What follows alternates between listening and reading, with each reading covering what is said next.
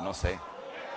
Oiga, como que tan rápido que se ve el tiempo que uno piensa que ha pasado poco tiempo, pero en realidad van unos cuantos meses ya, desde la vez anterior. Y bueno, cada vez que esta oportunidad se presenta, para mí es un profundo gozo poder compartir con sus pastores, Manuel y la pastora Ana, con el equipo y con los hermanos que con tanto cariño y amor nos reciben cada vez que estamos por aquí, y aquellos que continuamente tenemos algún tipo de interacción. De veras que estamos profundamente agradecidos al Señor por ustedes, por lo que el Señor le está permitiendo hacer, por todas las cosas que aquí están sucediendo, pero más aún, porque donde la gracia de Dios está en operación, lo que está por delante es mucho más glorioso que lo que se ha vivido hasta ahora. Amén. Quiero excusar a mi amada esposa, no puede estar con nosotros hoy, fuera su deseo, le envía saludos, pero en realidad está recuperando de una operación en los ojos, una catarata ahí, y bueno, tenía que estar en recuperación y por eso no está con nosotros en esta ocasión. Le damos la bienvenida también a todos los que están viéndonos por Facebook Live, así que hoy estamos en las naciones. ¡Qué bueno, qué bueno!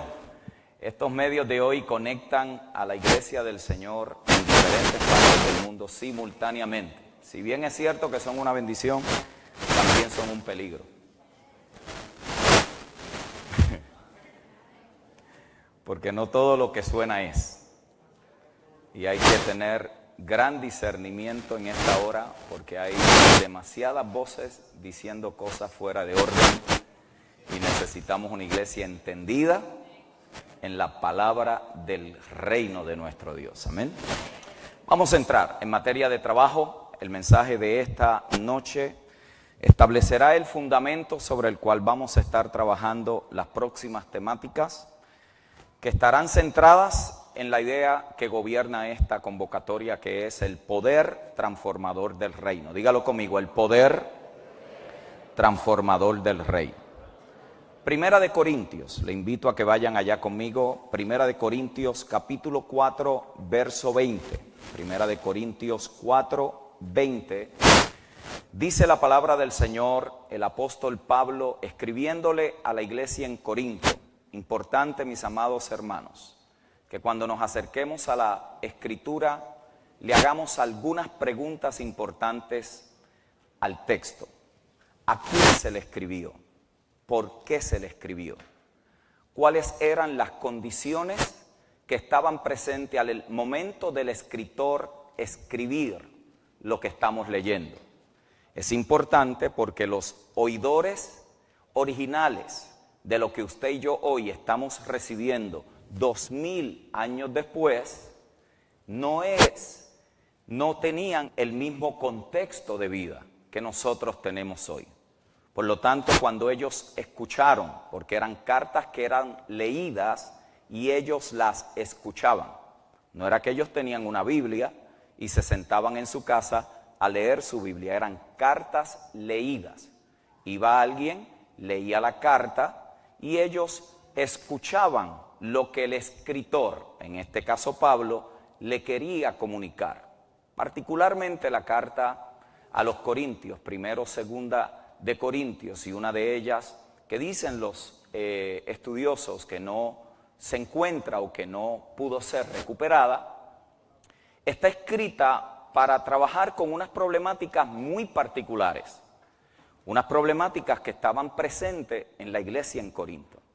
Estas problemáticas eran serias, eran tan serias que el apóstol Pablo se tiene que tomar el tiempo de escribirla. Cuando usted lee estas cartas, usted va a ver el corazón de un apóstol, va a ver el sentir de un apóstol, va a entender la preocupación de un apóstol, va a poder identificar el corazón paternal de un apóstol, porque lo que la iglesia estaba viviendo en ese momento era tan intenso que tenía la posibilidad de destruir esa iglesia. Por lo tanto, el apóstol se toma el tiempo de una manera magistral para identificar una cantidad de deficiencias que allí estaban sucediendo. La carta, en su tema central y base, lo que quiere comunicar es que los creyentes en Cristo están siendo transformados. que lo que puedan estar viviendo en un momento determinado de su vida no es lo que determina quiénes ellos son. Quienes ellos son está gobernado y determinado por quienes son en Cristo, no lo que están viviendo en el momento. Esta es la razón por la cual Pablo, a una iglesia que está mostrando unas deficiencias impresionantes, comienza la carta saludándolos desde su identidad en Cristo, no de su condición en el momento. Y le dice a todos los santos en Corinto. Por lo tanto, cuando nos acercamos a la epístola, estamos hablando de una epístola que la temática fundamental que gobierna todo lo que él está allí comunicando está relacionada a la transformación. Diga conmigo, transformación.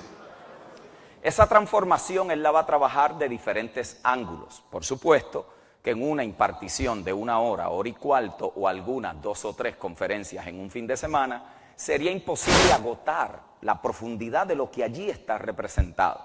Así que mi intención no es agotar el tema, sino sembrar una semilla en el corazón de cada uno de ustedes para que se le pueda seguir regando, para que el crecimiento que esa semilla dé, lo dé Dios. Y nuestra fe esté establecida en el poder de Dios y no en la sabiduría de los hombres. Si esto se logra, entonces al final de esta convocatoria podremos decir que hemos y estamos siendo transformados por el Señor. Primera de Corintios 4:20, allí el apóstol hace una declaración muy particular y dice: porque el reino de Dios, dice allí, no consiste en ¿qué? En palabras, sino en ¿qué? En poder. Dígalo conmigo, vamos a leerlo juntos. Diga, porque el reino de Dios no consiste en palabras, sino en ¿qué? Poder de Dios. Dígalo conmigo, poder de Dios. No hay en la Escritura una declaración más abarcadora que esta declaración acerca de el reino de Dios. Diga conmigo, el reino de Dios.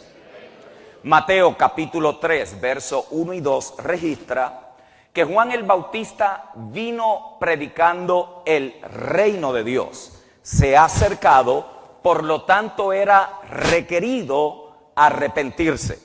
Mateo capítulo 4, verso 17 dice que Jesús, luego de ser probado en el desierto y vencer cada tentación que se le presentó, comenzó a predicar: arrepentíos porque el reino de los cielos se ha acercado.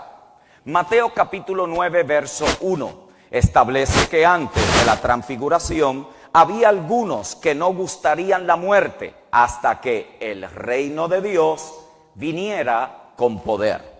Hechos capítulo 1, verso 3 documenta que luego de la resurrección el Señor le estuvo hablando a sus discípulos por más de 40 días. ¿Acerca de qué? Acerca del reino de Dios. El reino también era el tema de los apóstoles. Pablo habló del reino mientras estaba preso en Roma, según Hechos capítulo 28, verso 31. La carta de Hebreos, una de las cartas más exquisitas en todo el Nuevo Testamento, se pudiera resumir en una sola declaración. En el capítulo 12, verso 28, el escritor, luego de hacer una presentación magistral entre Moisés y Cristo, la ley y la gracia, el sacerdocio levítico y el sacerdocio de Cristo, concluye por allí en esos últimos versos del capítulo 12 diciendo: así que, habiendo recibido un reino inconmovible, tengamos gratitud y mediante ella sirvamos al Señor, agradándole con temor y reverencia. Como si faltara algo y no tuviéramos suficiente evidencia, el libro de Apocalipsis de igual manera se puede resumir en una sola declaración. Apocalipsis capítulo 12, verso 10. Entonces oí una gran voz en el cielo que decía: ahora ha venido la salvación, el poder y el reino de nuestro Dios y la autoridad de su Hijo. Diga conmigo, el reino de Dios y la autoridad de Cristo. La suma de cada uno de estos textos nos presenta una serie de poderosas y contundentes declaraciones. pero no explican lo que el reino de Dios es.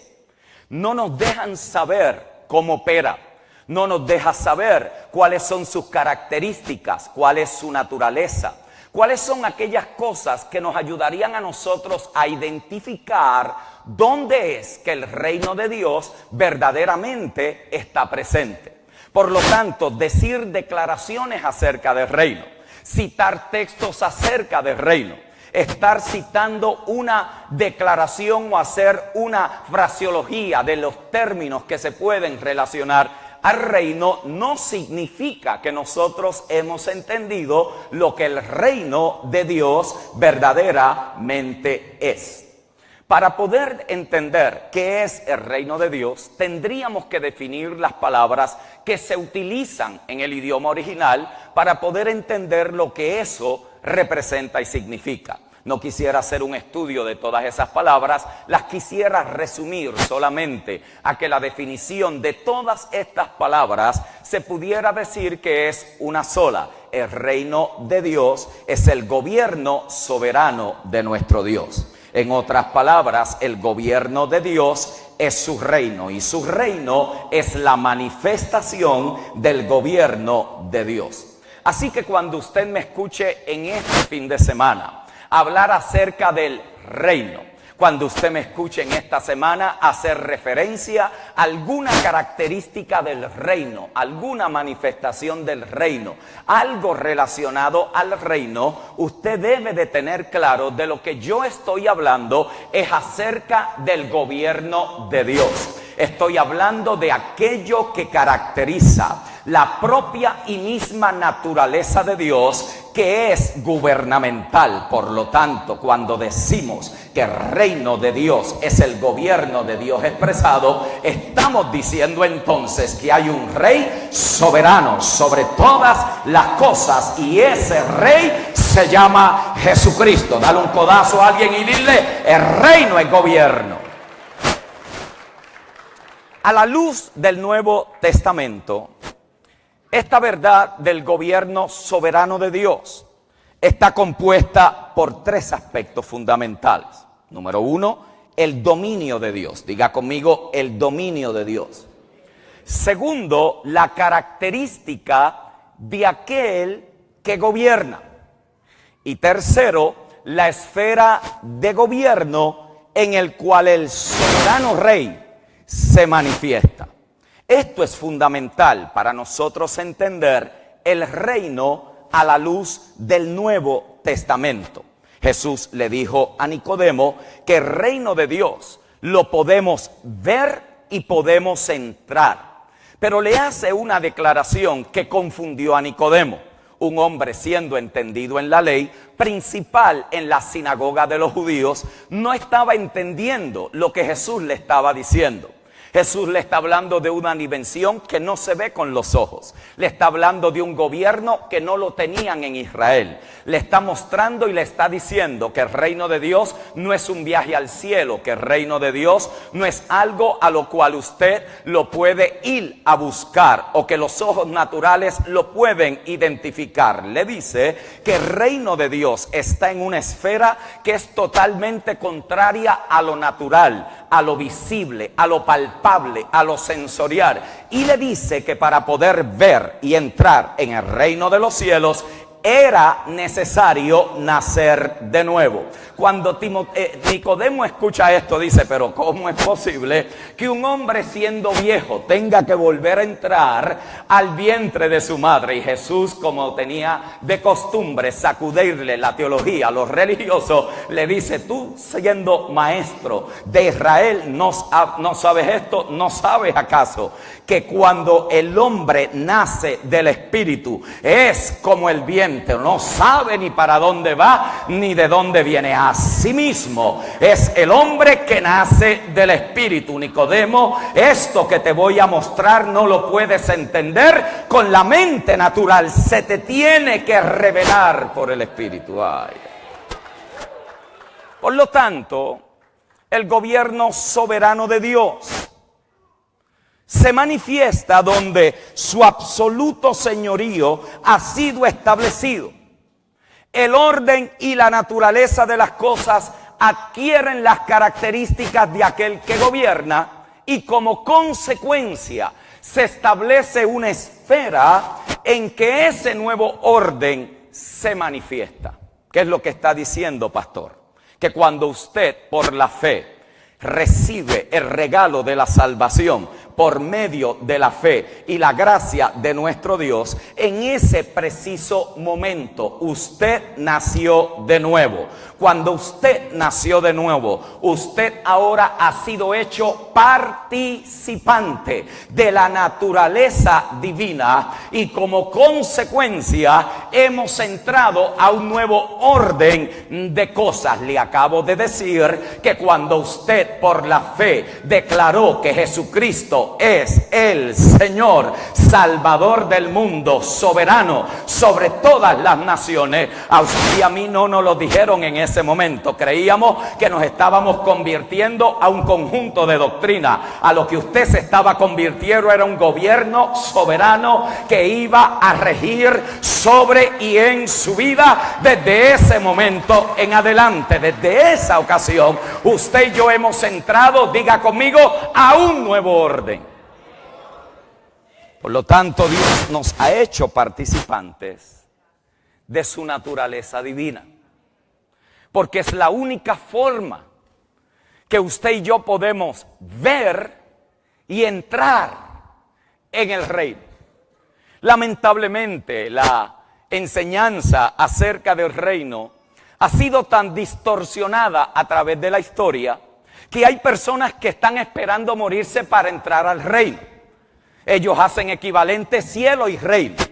Ellos piensan que el reino es algo que uno se gana porque se porta bien, o es algo que es un premio por haber hecho muchas cosas buenas.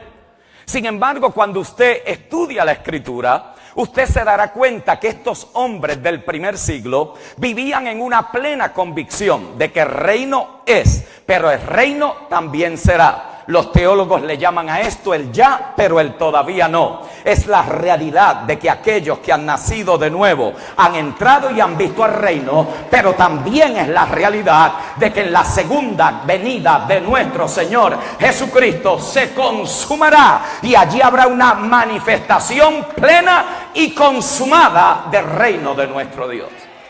Por lo tanto, usted está y estará. Usted es y será. Usted fue salvo, está siendo salvo y será salvo. Usted nació de nuevo, está siendo renovado en su entendimiento, y usted podrá disfrutar de las riquezas de nuestro Padre aquí y después. ¿Por qué? Porque el reino es el patrimonio de aquellos que han nacido de nuevo en el Hijo. Por lo tanto, allí el Padre, ¿qué tuvo que hacer? Nos tuvo que hacer participantes. Nos tuvo que impartir de su propia naturaleza, para que nosotros pudiéramos entonces ser parte de ese orden gubernamental. Uno no es parte del orden gubernamental del reino porque acepta una cantidad de doctrinas. Nada de eso es malo, pero sabe la cantidad de gente que acepta las doctrinas y vive como si estuviera en otro planeta.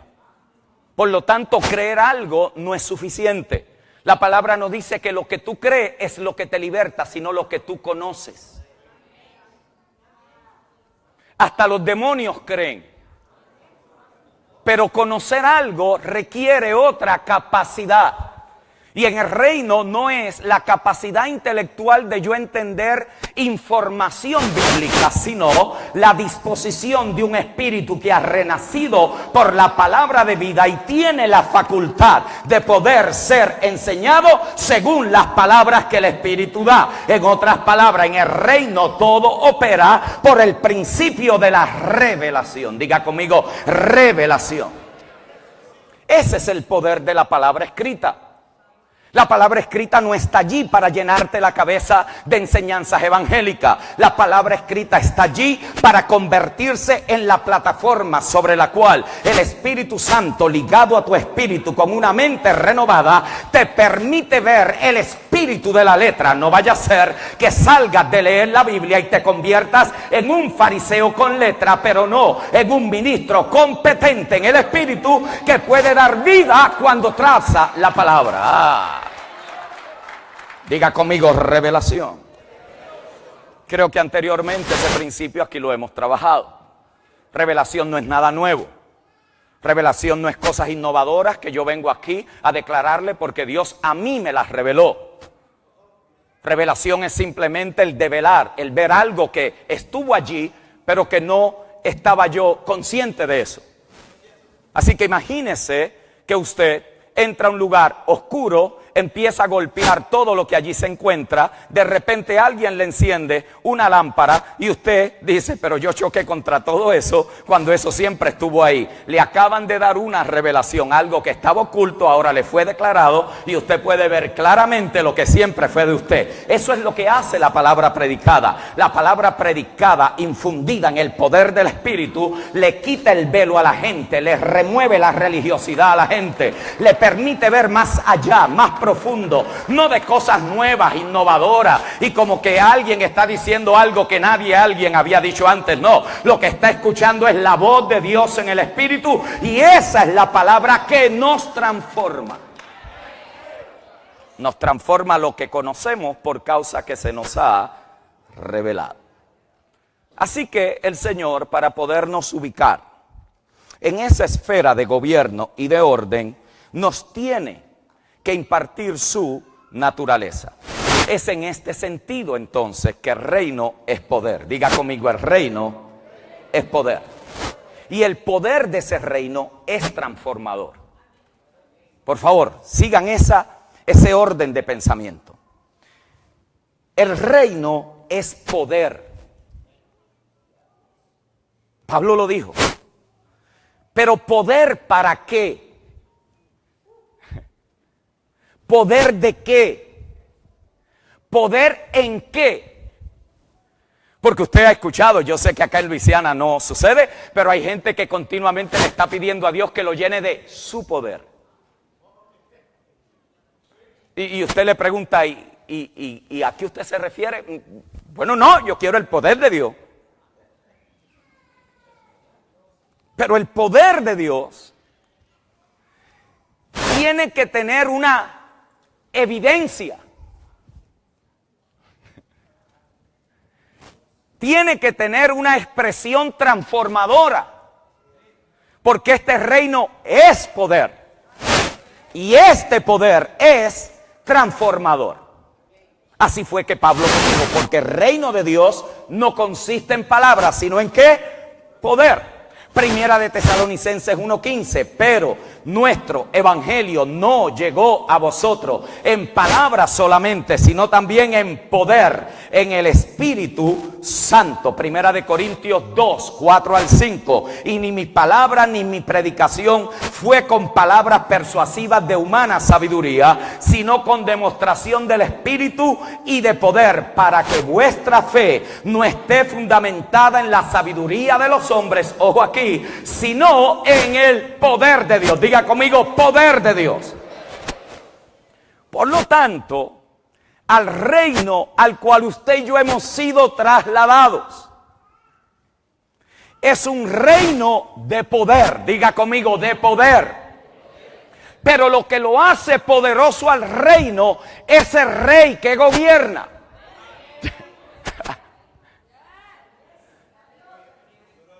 Lo que hace que un reino pueda ejecutar gobierno es que hay un rey poderoso.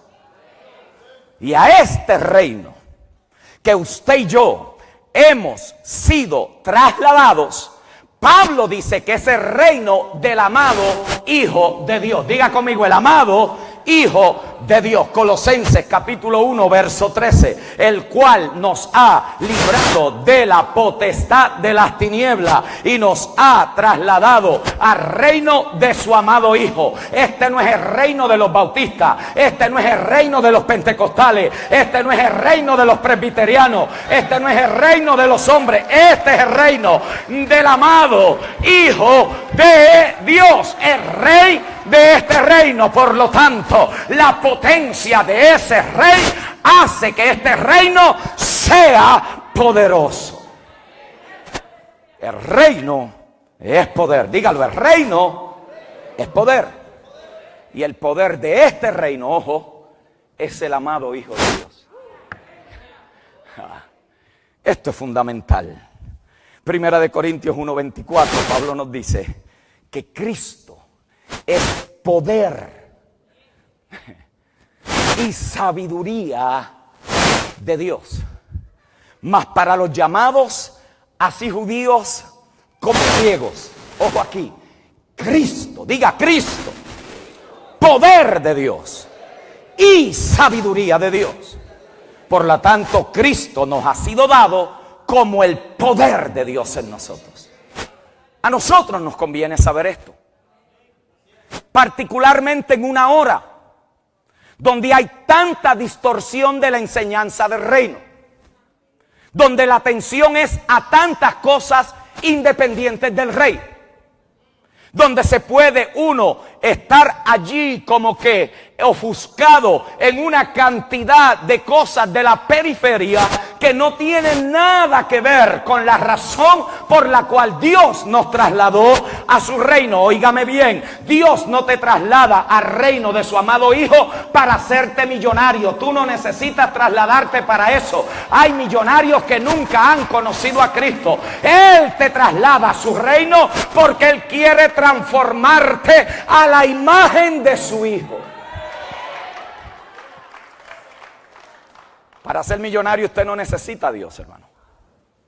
Si fuera así, todos los cristianos fueran millonarios. Están todos aquí millonarios. Si nuestra mejor defensa acerca de la prosperidad es que para eso fue que Dios nos salvó, tenga el Señor misericordia de nosotros. Usted no necesita a Dios para prosperar. De hecho, hay cristianos que van a gente que nunca ha nacido de nuevo para que le enseñen principios de prosperidad. Porque eso sí que los enseñan mejor que la gente de las iglesias.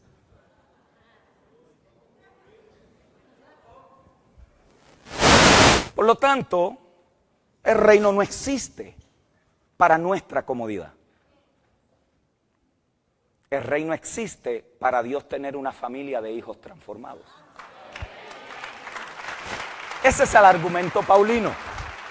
El argumento paulino es que este poder del reino, que es causa y consecuencia del amado Hijo de Dios, va a transformarnos a la imagen de su Hijo. Ay, ay, ay, ay. La palabra es clara en cuanto al poder de Dios. Hay 7 expresiones en la Biblia que yo quiero trabajar con ustedes y nos vamos a concentrar solamente en una. Le dije que es imposible que en un fin de semana agotemos un tema tan importante como este. 7 expresiones del por qué y cuál es el propósito del poder de Dios.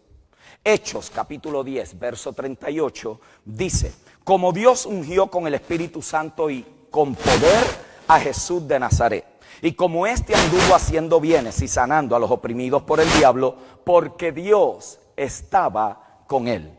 Primera característica o razón del poder de Dios, diga conmigo, hacer el bien. ¿Cuándo fue la última vez que usted oró para que el poder de Dios en usted le hiciera bien a otro? Dice que Dios lo ungió con el Espíritu Santo y poder y andaba ¿qué? Haciendo bienes. Haciendo bienes y libertando cautivos es una expresión de la misma cosa con manifestaciones distintas. Por lo tanto, el poder de Dios es, diga conmigo, para hacer el bien. Segundo, Romanos 1:16. Porque no me avergüenzo del Evangelio, porque es poder de Dios. ¿Para qué? Para salvación a todo aquel que cree, al judío primeramente y también al griego. Por lo tanto, la segunda expresión del poder de Dios es que nos salva. Diga conmigo, nos salva. Lucas capítulo 6, verso 19 dice: y toda la gente procuraba tocarle, porque poder salía de él y sanaba a los enfermos, o sanaba a todos. Tercera característica del poder de Dios es que es un poder que sana. Diga conmigo, sana.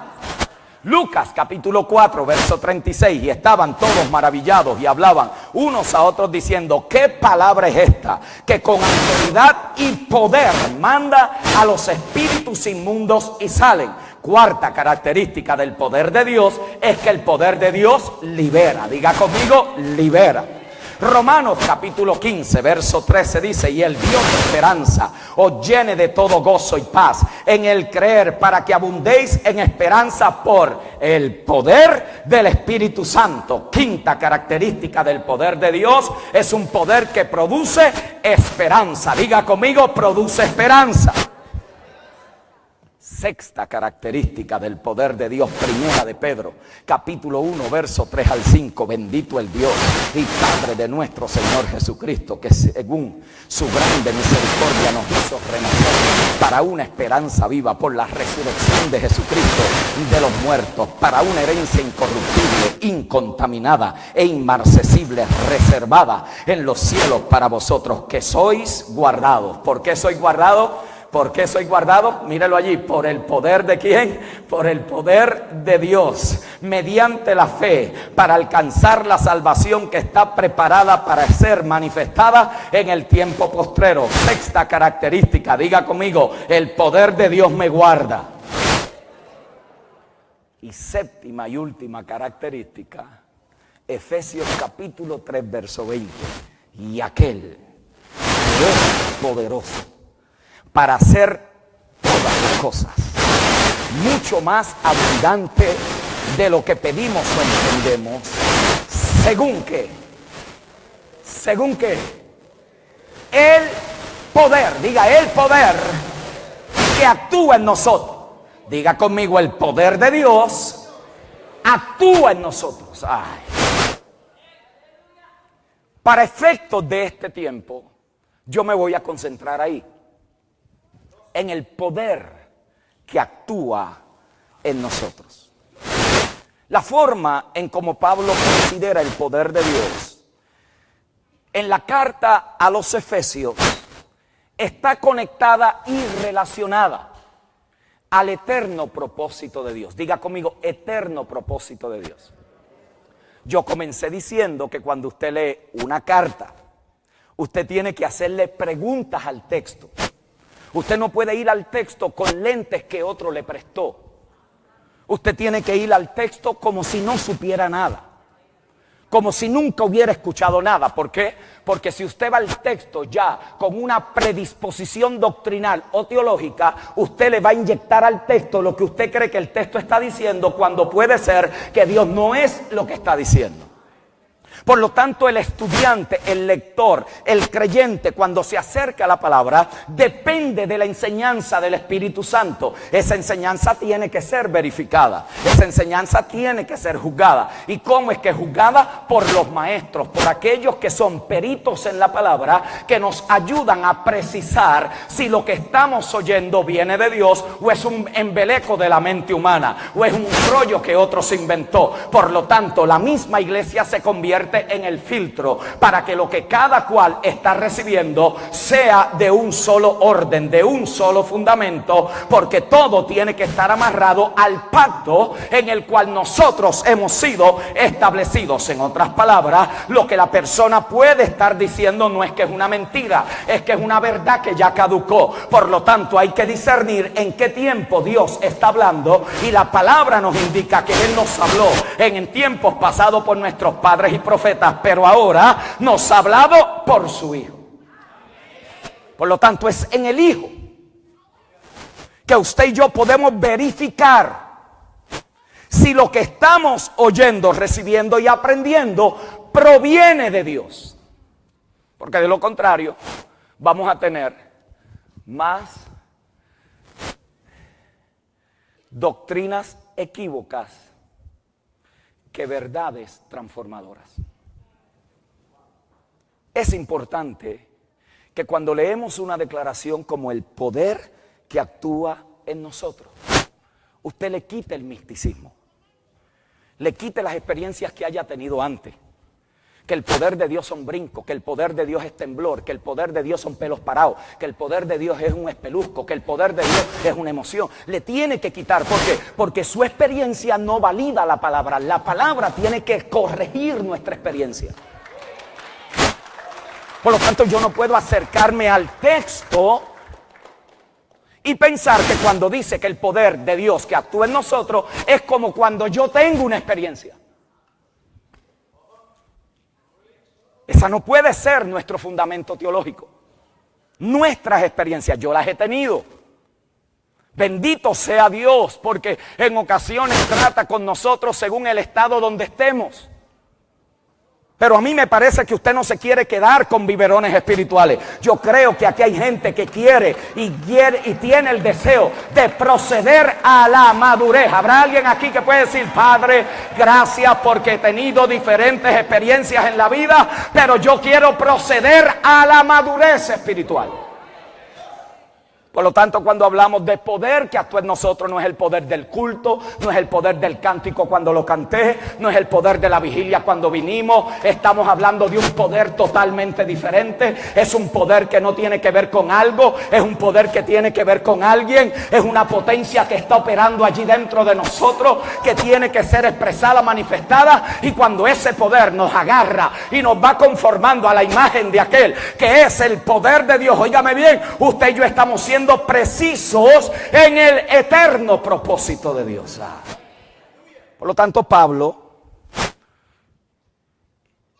conecta, relaciona todo el escrito de la carta a los Efesios al eterno propósito de Dios. Usted llega, por ejemplo, al capítulo 6 de la carta y lee allí, porque nuestra lucha no es contra carne ni sangre, sino contra principados, potestad, contra huestes de maldad en los lugares celestes. Usted llega a pensar que la carta tiene que ver con guerra espiritual. Pero hay una razón por la cual Pablo no empezó por ahí. Él empezó la eternidad, antes de que el tiempo fuera. Antes que hubieran diablos, demonios, malicias en la tierra. Antes de que Adán cayera, el diablo lo tentara. Antes de cualquier otra cosa, Pablo se remonta a un tiempo y espacio donde él no estaba presente, pero se le fue revelado por el Espíritu. Y allí lo está graficando en una cultura, tiempo y espacio donde el paganismo, donde religiones paganas, donde los dioses de los hombres campaban por su derecho. Pero allí aparece un predicador del evangelio del reino, que no vine a entretenerle el oído. Por eso le decía a los corintios, muchachos, yo no vine aquí con palabras de humana sabiduría. Para eso ustedes tienen los filósofos griegos. Pero si quieren escuchar algo de Dios, no es por palabrería. Tiene que haber evidencia de transformación, no solamente en el comunicador, sino también en el oyente que recibe la palabra. Por lo tanto, allí él comienza y relaciona. Y nos dice en el capítulo 1, verso 11 de esa carta, que todo lo que Dios se había propuesto, diga, se había propuesto, según su voluntad. Escuche bien. En otras palabras, a lo boricua, le dio la gana.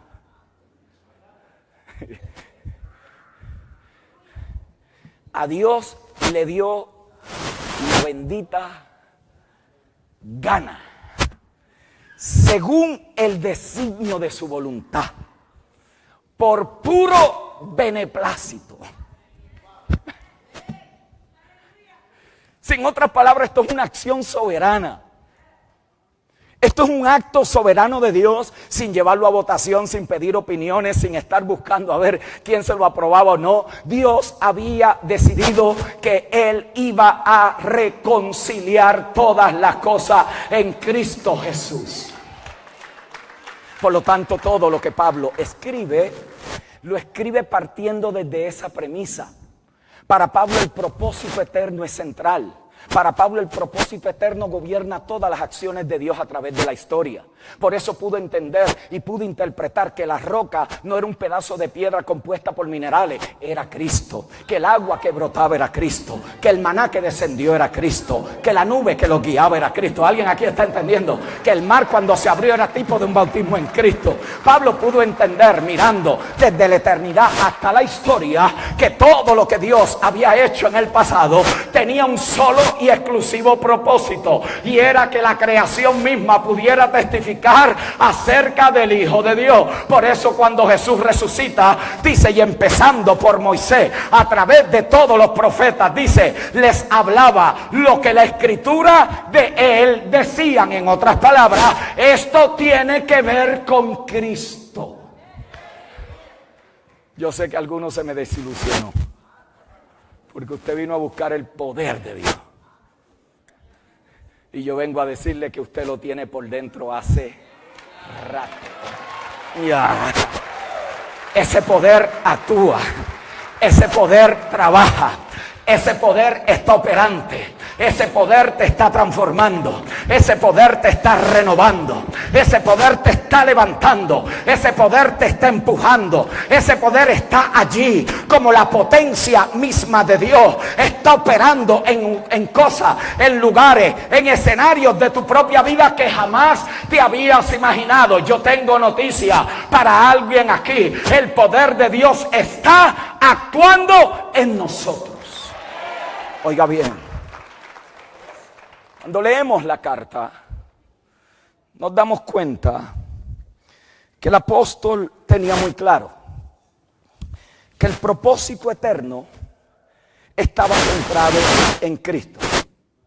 En Cristo sucedería algo trascendental. En Cristo sucedería algo cósmico.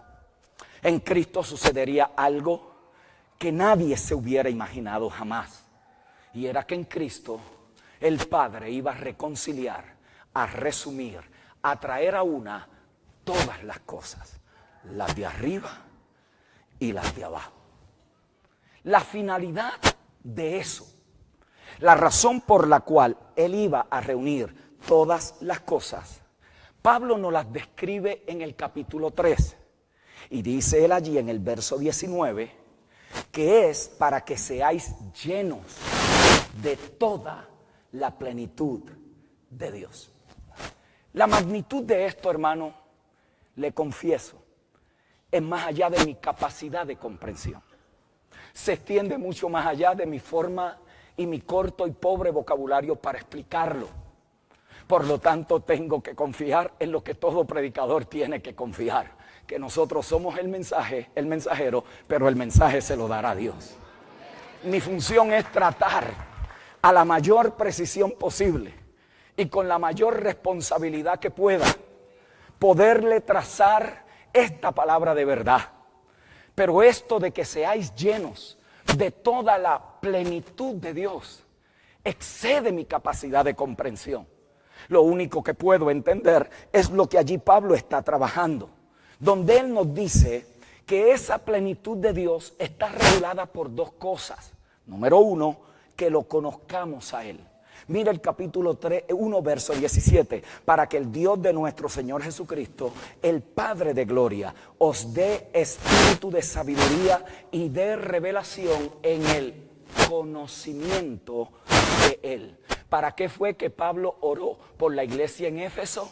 Para que Dios le diera ¿qué? Espíritu de sabiduría y revelación. ¿Para qué? En el conocimiento de Él. Por lo tanto, la plenitud de Dios en la cual somos llenos requiere que nosotros tengamos conocimiento. Ese conocimiento, hermanos, que se habla allí no es un conocimiento intelectual, no es información bíblica. Yo espero poderme explicar. No es la acumulación de comentarios, de temas, de predicaciones. Ese no es el conocimiento. Es epignosis. Es un conocimiento íntimo, revelado. Es un conocimiento por experiencia. No es una palabra que tú le dices amén y después no te acuerdas. Es una palabra que regula tu existencia. Es una palabra que gobierna tu caminar. Es una palabra que se te mete entre cuero y pellejo. Es una palabra que saca lo que no es para establecer lo que de Dios es. Alguien aquí me estará entendiendo. En otras palabras, es un conocimiento experimentado. Por eso Cristo enseñó que la verdad que nos libera no es la que yo escucho predicar, es la que conocemos. Y conoceréis la verdad. Allí no dice y escucharéis la verdad. La conoceréis. Pablo oraba para que el espíritu de sabiduría y revelación nos diera, en este caso a los efesios, conocimiento de él. Pero también oró por otra cosa. Porque si ese conocimiento no trasciende, si ese conocimiento no tiene expresión, tampoco está completo. Es la mitad de la ecuación. Es una parte del proyecto. El conocimiento tiene que tener una expresión tangible. Y él dice allí en el verso 18 que él oraba para que nuestros ojos fueran alumbrados, para que sepáis cuál es la esperanza a que él os ha llamado y cuáles las riquezas de la gloria de la herencia de los santos. Por lo tanto, el espíritu de sabiduría y revelación nos dan conocimiento en él. Pero cuando tenemos conocimiento en él, los ojos de nuestro entendimiento son alumbrados. Sabemos la esperanza a la cual hemos sido llamados y conocemos la riqueza de su gracia, la cual hemos recibido en el amado. Estos dos niveles de conocimiento son inmensos. Conocerlo a él. No hay edades y eternidades para poderlo lograr. Ojo, yo quité de mi vocabulario, o he ido quitando, una cantidad de frases, una cantidad de términos que había recogido en mi caminar. Y uno de ellos era que yo conozco al Señor.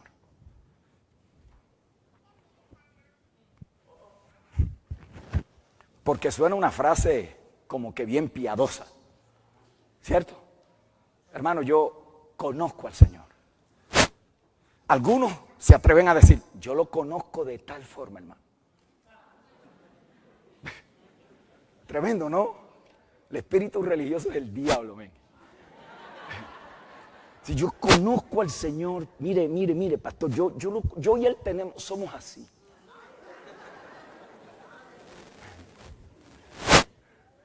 Hasta un día, amado Juan, que estaba leyendo, y después de ver que Pablo tenía algunos 54, 55 años, había escrito 13 cartas, había sido apedreado, lo habían dejado como muerto, lo tiraron en una esquina, le dieron 40 azotes menos uno en naufragios, en desvelos, la gente lo traicionó, hermanos lo traicionaron, iglesias que fundó le estaban dando la espalda, le dijeron que no era apóstol, que no tenía palabra de Dios, que era todo un interesado. Después que lo insultaron por todo medio y siguió predicando hasta el último día de su vida, en la última carta, en los últimos momentos, cuando está por terminar, hace una declaración que me rompió el entendimiento religioso y dice que la pasión de él era llegar a conocerlo a él. Señoras y señores, si el apóstol Pablo no dijo que él lo llegó a conocer todo, a mí me parece que a usted y a mí nos hace bien quitar la frasecita religiosa de que lo conocemos y es mejor decir que lo estamos conociendo, porque de Cristo hay todavía mucho más que jamás nos hemos imaginado. Todavía hay pozos que no hemos abierto, revelación del Hijo de Dios que no hemos entendido. Alguien aquí debe de saber que Cristo está, los tesoros de la sabiduría y de la revelación de Dios. Se me quitaron las ganas de decir, yo conozco, lo estoy conociendo. ¿Quiere decir que usted es nuevo en el Evangelio? No, tengo 33 años, pero no, de él no sé nada, de la religión sí.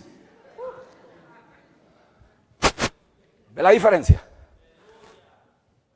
Por lo tanto, este conocimiento es inmenso porque es un conocimiento de él, no de las cosas de él. Por eso para nosotros es tan fácil hacer el equivalente que conocer al Señor es saber de las cosas de la iglesia. Y hay gente que está toda su vida en actividades de iglesia y nunca llegan a conocer al Señor. Porque estar envuelto en actividades de iglesia no es equivalente. Si no, pregúntele a los fariseos. Lo esperaban, lo leían, lo declaraban. En la sinagoga ellos explicaban los textos de Isaías. Le aparece entre medio. El autor le toma el libro y se lo lee y los querían matar. ¿Por qué? Porque usted puede estar envuelto en actividades religiosas y nunca llegarlo a conocer.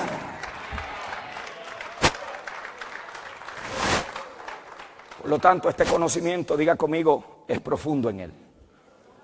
Pero segundo, no solamente llegarlo a conocer a él, sino también conocer la esperanza a la cual nos llamó.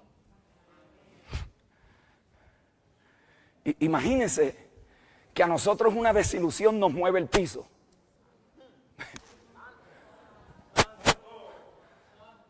Y una ofensita de un hermano nos hace quedarnos.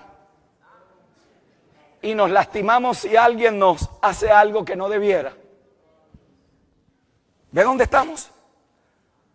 Si profundo es conocerlo a él, de igualmente profundo es conocer la esperanza a la que nos llamó.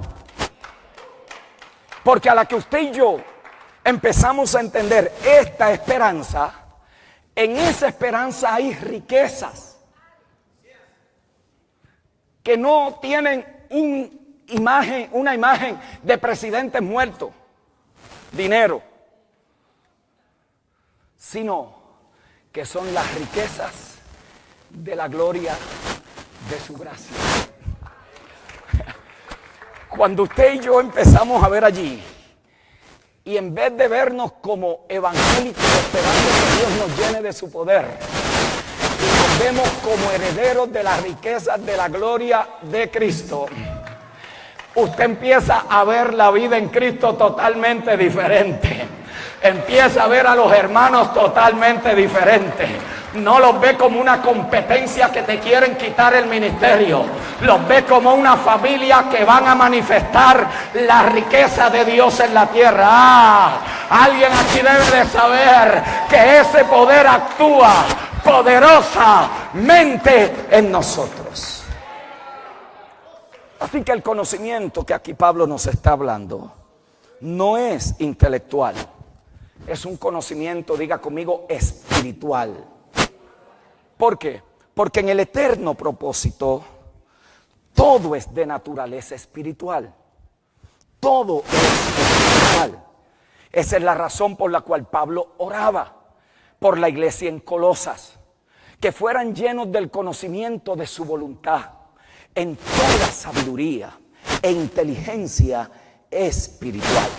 Colosenses capítulo 1, verso 9 al 10, por lo cual también nosotros desde el día que lo oímos, no cesamos de orar por vosotros y de pedir que seáis llenos del conocimiento de su voluntad, en toda sabiduría e inteligencia espiritual. Ojo, para que andéis, diga para que andéis, para que Dios nos llena del conocimiento de su voluntad, con toda sabiduría e inteligencia espiritual. Diga conmigo para andar, diga para andar, para andar. Para andar como es digno del Señor, agradándole en todo, llevando mucho fruto y creciendo en el conocimiento de Dios.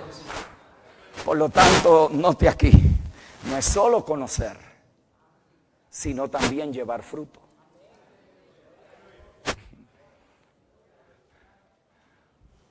No es solo saber a qué fuimos llamados en Él, sino dar frutos y crecer ¿en qué? En el conocimiento de Dios. Por lo tanto, el conocimiento correcto produce una vida que lleva fruto. Lo voy a repetir.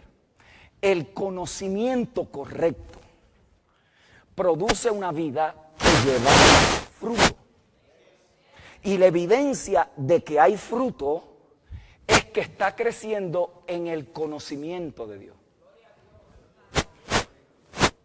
Por lo tanto, este proceso que se está dando aquí está siendo posible porque hay un poder que actúa en nosotros. Este poder al cual Pablo se refiere no es cualquier poder. Él lo describe de una manera magistral en Efesios capítulo 1, verso 19, donde dice: ¿y cuál la supereminente grandeza de su poder para nosotros los que creemos, según la operación del poder de su fuerza? Mire cómo lo dice la Nueva Traducción Viviente: la increíble grandeza del poder de Dios para con nosotros. Mire cómo lo dice la Nueva Biblia al Día: y cuán incomparable es la grandeza de su poder. Aleluya. Mire cómo lo dice la Biblia al Día: y cuán grande y sin límite es su poder, el cual actúa en nosotros los creyentes. Quiero que note allí, hermano, que este poder no es para cualquier persona, este poder no es para cualquier mortal, este poder no es para cualquier ser humano. Allí dice: para nosotros los que creemos. Para nosotros los que creemos. Habrá alguien aquí que habrá creído. Oiga bien, si usted ha creído al Evangelio, en usted hay un poder que actúa poderosamente. Este poder no es para los poderosos del mundo, este poder no es para los magistrados, este poder no es para los gobernantes, este poder es para los que han creído en el Hijo de Dios. Ese poder no tiene límites, ese poder es incomparable, ese poder es supereminente, ese es el poder que actúa poderosamente en nosotros. Pablo dice que ese poder es posible por el Espíritu Santo, el cual nos está fortaleciendo en el hombre interior. Eso es lo que él dice en Efesios 3:16, para que os dé conforme a las riquezas de su gloria el ser fortalecidos con poder en el hombre interior por su espíritu. Por favor, no olvide que todo esto está relacionado al eterno propósito. Así que la forma de cómo Dios va a lograr lo que siempre había querido es por medio de este poder que actúa en nosotros. En otras palabras, lo que garantiza que Dios completará la obra que en nosotros ha comenzado es el poder que actúa en nosotros. Así que lo que Dios siempre quiso, que era resumirlo todo, reconciliarlo todo, traerlo todo a una en su Hijo, es para que ahora los hijos que proceden del Hijo sean una familia conforme a la imagen del primogénito. Así que ahora mismo, hermano, tú y yo que vivimos una vida cotidiana, hoy estamos aquí y mañana estamos aquí. A veces estamos acá, a veces nos echan tierra, nos entierran y volvemos a salir. Yo no sé dónde tú has estado, yo sé de dónde yo he venido. Yo no sé por lo que tú has tenido que pasar, yo sé por lo que yo he tenido que pasar. A veces estamos arriba, a veces estamos a mitad.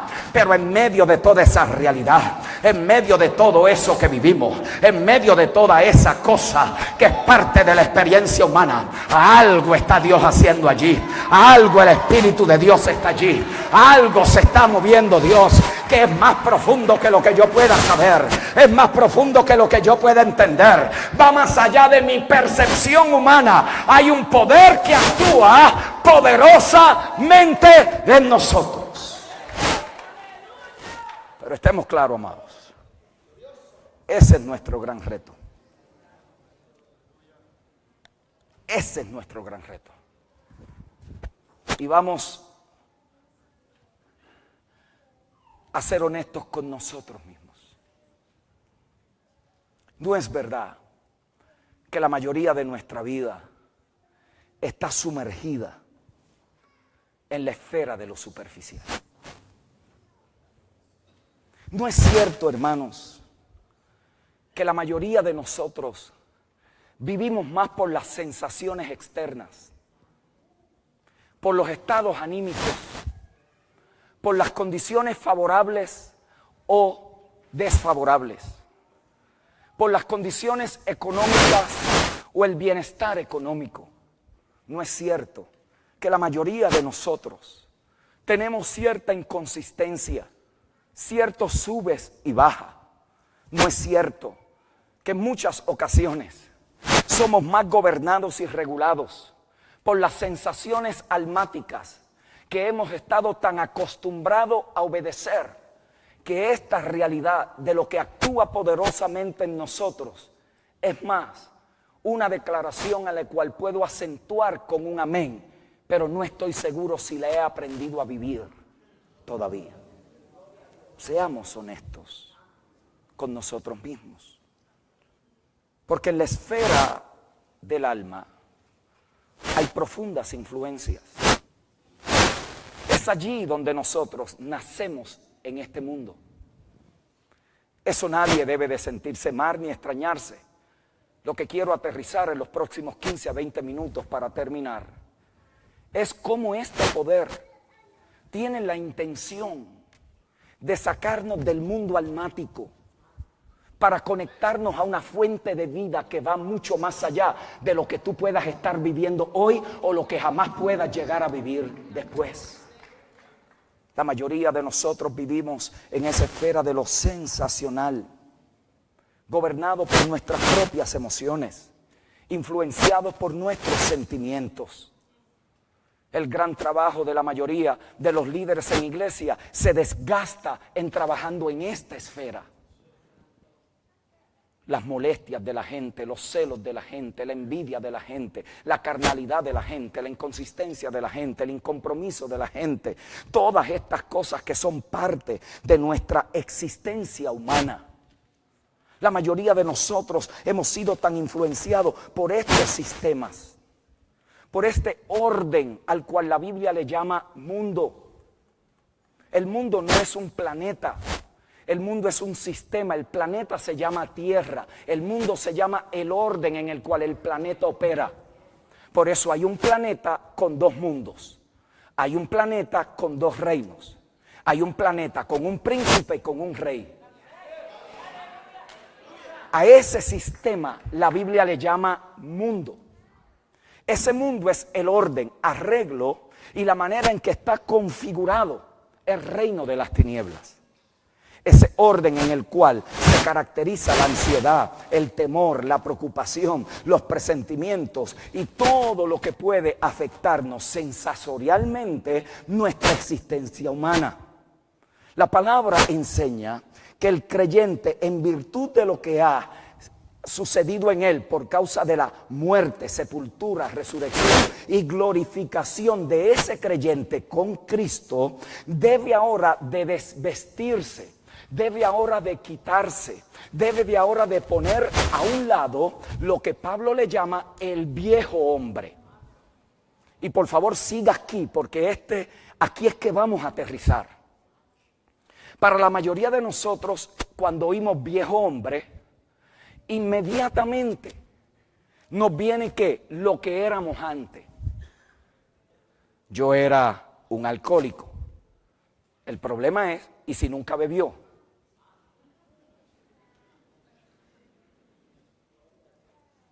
Por lo tanto, la palabra o la declaración viejo hombre va mucho más allá de quienes éramos. Porque lo que usted hacía no era quien usted era. La palabra nos describe que éramos enemigos de Dios en nuestra mente. Como consecuencia, estábamos muertos en delitos y en pecado. Por lo tanto, póngale el nombre al pecado que usted estaba cometiendo, no altera la condición en la cual usted estaba, muerto en delitos y en pecado. Por lo tanto, la Biblia no está interesada en trabajar con las cosas superficiales de nuestra existencia. Porque usted puede y yo puedo venir y convertirme al Señor, dejar el vicio y nunca haber salido del mundo. ¿Por qué? Porque mundo no quiere decir donde yo estaba, mundo quiere decir en el orden que yo opero. Hay gente que antes, cuando estaban en el mundo, eran unos tramposos, vagos. Se convierten al evangelio y ahora son unos religiosos, tramposos y vagos. Es el mismo mundo con dos nombres diferentes. ¿Lo entendió? Por lo tanto, cuando la Biblia dice viejo hombre, está hablando de algo mucho más allá que comportamiento personal. Está hablando de configuración de sistema. Esa configuración del sistema está en el mundo y tiene una cabeza representativa. Esa cabeza representativa es Adán. Adán es el gobernante sobre toda la esfera del alma viviente. Por eso es que cuando lo crean en el Génesis, Dios se encarga de dejarnos saber que sopló sobre él aliento de vida. Inmediatamente nos dice cuál fue la consecuencia, y fue el hombre un alma viviente. Note que la vida se le reservó, porque la condición de vida que Dios quería que él participara tenía que ser probada por un acto de obediencia. Por lo tanto, Dios no imparte su vida simplemente porque crea. Él imparte su vida porque el vaso que la va a recibir ha sido constituido en obediencia para que pueda ser el contenedor de lo que Dios le va a impartir. Él falla su obra de gobierno. Desobedece porque no cree. Por lo tanto, el primer pecado de Adán no es que desobedeció. El primer pecado de Adán es que no creyó. Él no creyó que lo que Dios le había dicho era así y creyó a lo que la serpiente le dijo. Por lo tanto, la incredulidad es la fuente de la desobediencia. Con lo que Cristo trató en la cruz no fue con la desobediencia. La desobediencia es un síntoma. El pecado que él venció en la cruz fue el pecado de la incredulidad. ¿Por qué? Porque donde el primer Adán falló, el postrer Adán lo cumplió hasta el final. Por lo tanto, en la cruz, él está formando ahora un nuevo orden de hijos obedientes. Adán, alma viviente, cabeza representativa. El sistema del mundo está regulado por ese orden almático. Todo es sensorial. Todo está dirigido a lo que vemos, a lo que sentimos, a lo que gustamos, a lo que olfateamos, a lo que tocamos. Todo está dirigido al mundo de lo sensorial. De la misma manera que el cuerpo de Cristo es uno, el cuerpo de Adán es uno. Por lo tanto, toda la humanidad que no ha nacido de nuevo está en Adán. Pero los que han nacido de nuevo ya no están en Adán. ¿Están en quién? En Cristo.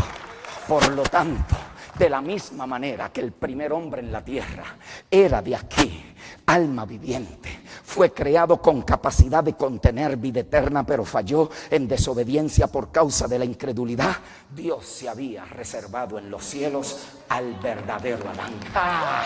Por eso cuando Pablo mira la eternidad, él no ve un mundo en problemas, él ve una creación reconciliada. Alguien aquí debería de decir: Padre, gracias que esto tú lo ibas a resolver antes de que a mí se me hubiera ocurrido cómo ibas a hacerlo. Yo no sé si usted sabe que usted no está en el viejo hombre, usted está en el nuevo hombre. Usted es parte de la nueva creación. Usted ha sido bautizado en la nueva criatura. De modo que si alguno está en Cristo, nueva criatura es. Las cosas viejas pasaron, he aquí, todas están siendo hechas nuevas. ¿Qué cosas están siendo hechas nuevas? ¿Y qué cosas son viejas? Ahí es donde está el gran dilema nuestro, porque pensamos que lo viejo es lo que nosotros hacíamos. Y si bien es cierto que a un nivel de individuo es verdad, pero a un nivel de profundidad de conocimiento espiritual es lo más superficial. Todo lo viejo es de Adán a Cristo, todo lo nuevo es de Cristo en adelante. Por lo tanto, por eso ahora usted no vive por las sensaciones del alma, usted vive por la llenura del Espíritu. Por eso usted ahora no depende de cómo se ve afuera, usted depende de cómo lo ve por dentro. Usted no depende de cómo están las cosas en Luisiana, sino cómo están las cosas en el trono de Dios. Y la última vez que leí la noticia, están bien. Su trono es eterno, su trono es inconmovible. Alguien aquí debe de saber que tus ojos hoy pueden estar viendo cómo tu cuerpo se va deteriorando, pero por el Espíritu sabe que el hombre interior se va renovando de día en día, porque tú no vives por lo que se ve, sino por lo que no se ve, porque lo que se ve es temporal, pero lo que no se ve es eterno. Por lo tanto, cuando tú y yo nacemos de nuevo, somos injertados en otro orden. El hombre espiritual está en un estado de infancia. Es un bebé, es un bebecito de leche. Hay que darle los primeros rudimentos de la fe en Cristo, del perdón de pecado, de la salvación por gracia, de la fe en Jesucristo. Así como lo habéis recibido, así mismo caminar en Él. Lo recibiste por fe, camina por fe. Así de la manera que habéis aprendido a Cristo. En otras palabras, Cristo es la comida del bebé, Cristo es la comida del adolescente espiritual y Cristo es la comida del adulto espiritual. La comida no cambia, lo que cambia es la calidad de lo que se te puede confiar, porque no se le puede confiar a un bebecito. Este es el problema, que tenemos gente hoy hablando cosas de adultos cuando ellos todavía están de biberón. Este es el gran dilema. Ese es el gran dilema. Por eso es que este conocimiento no se aprende en escuela, te lo tienen que enseñar en la escuela del Espíritu, allí donde se quebranta el yo, donde la cruz tiene su efecto, donde no tienes deseo de ser conocido, fama, aplauso y que la gente diga que espiritual la hermanita Juanita. No, ¿qué importa? Si Cristo no se ve, no me tienen que decir nada, porque nacemos en Cristo para darlo a conocer a Él. A alguien aquí debería de saber que ese poder que está actuando en ti te va a quebrantar el orgullo, te va a triturar la ambición, te va a sacar de la miseria de los hombres de la tierra y te va a conectar a una fuente superlativa de la vida. Es allí que ahora usted pasó de un gobierno a otro. Por eso la manera que Pablo lo describe usando esos términos: reino, gobierno. Y allí usted y yo, cuando nacemos de nuevo, recibimos y somos participantes de la naturaleza divina y empezamos a caminar con Cristo en esta vida. Recuerde que venimos de otro gobierno. ¿Lo entendió? Si usted conoce al Señor en su adolescencia, o si lo conoce, como decimos algunos, se criaron en la iglesia. Bueno, se pueden haber criado en la iglesia, eso no significa que conocen al Señor. No importa, porque en algún momento a Dios le tiene que placer revelar a su Hijo en ti. Por eso hay mucha gente, amada pastora, que nos dicen en el camino: yo creía que conocía a Cristo. Yo llevo 30 años escuchando la predicación evangélica, pero no se me estaba predicando el evangelio del reino. Hay una gran diferencia. Por eso el evangelio que nos llamaron a predicar es ¿qué? El evangelio del reino. Y yo le dije al principio que el reino es el gobierno soberano de Dios. Por lo tanto, la predicación del evangelio del reino no tiene que ver con carra, caso, zapato, dónde come, dónde va, cuántas casas tiene. Tiene que ver con el gobierno soberano de Dios. El evangelio del reino no tiene que ver con si prosperas o no prosperas, si subes o bajas. El evangelio tiene que ver con si Dios es gobernante en tu vida, y si no es gobernante todavía es porque estás bajo otro gobierno. Pero bendito sea Dios que el evangelio proclama que aquel que un día estuvo muerto, al tercer día resucitó y ahora ha sido coronado Señor y Cristo, y ahora los hombres pueden por la fe apropiarse del gobierno de Dios para su vida.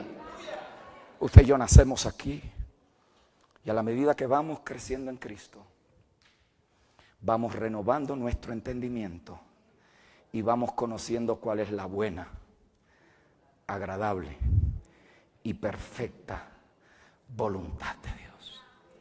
Cada día estamos más claros. Cada día estamos más precisos. Ya la voluntad de Dios no es si me pongo una media roja y una amarilla. Ya la voluntad de Dios no es si me caso con aquel o con esta. Dios nunca va a ser acusado con la pareja que tú escogiste. Hay gente que le quiere echar la culpa a Dios la mala decisión que ellos tomaron. Tremendo, la gente del diablo a veces. Y esa fue la pareja que me dio Dios. No, esa fue la que tú escogiste. La Biblia no dice que Dios te trae la pareja, dice el hombre que haya mujer.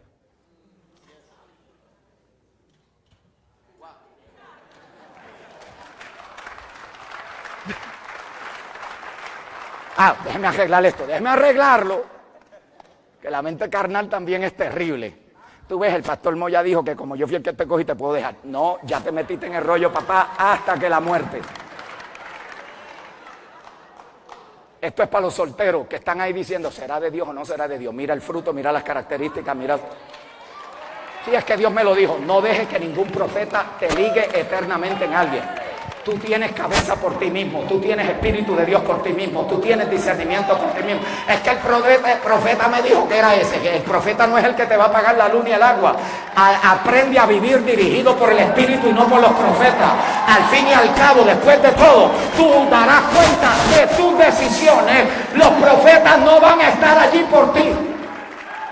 Pastor, quiere decir que Dios no puede usar un profeta. Seguro que lo puede usar, pero te lo tiene que confirmar en lo que tú sabes.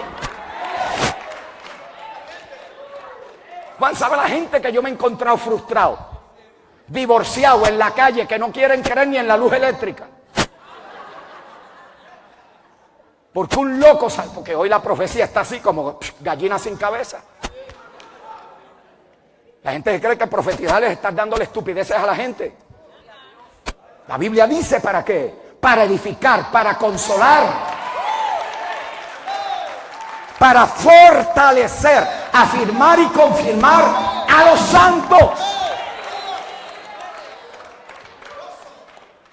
Y a la medida que usted va renovando el entendimiento, la voluntad de Dios es más precisa. Y cada vez que usted es más preciso en la voluntad de Dios, siempre va a aterrizar en una sola cosa: Cristo.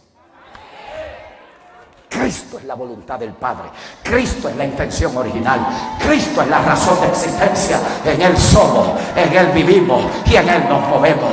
Cristo es preeminente. Cristo es el creador de todo y en todo. Cristo es el soberano rey del universo. Esto no tiene que ver contigo, conmigo. Esto tiene que ver en que el Hijo de Dios sea preeminente en todas las cosas.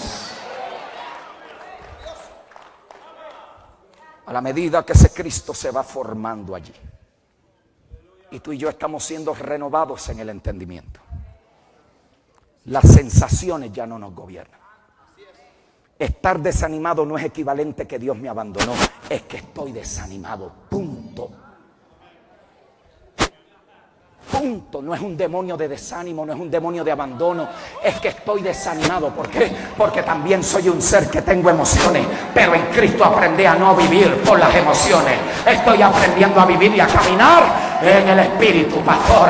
Esa inconsistencia que yo tengo, usted no cree que es un demonio que no me deja avanzar. No, mi amor, es que tienes una mente no renovada, es que no entiendes las riquezas de pleno entendimiento, es que todavía no has permitido que la palabra de Cristo te transforme y todavía estás amarrado a cositas de la tierra, a lo que dijo aquel otro. Pero cuando Cristo sea revelado, tú vas a saber que tu condición presente no determina tu posición eterna.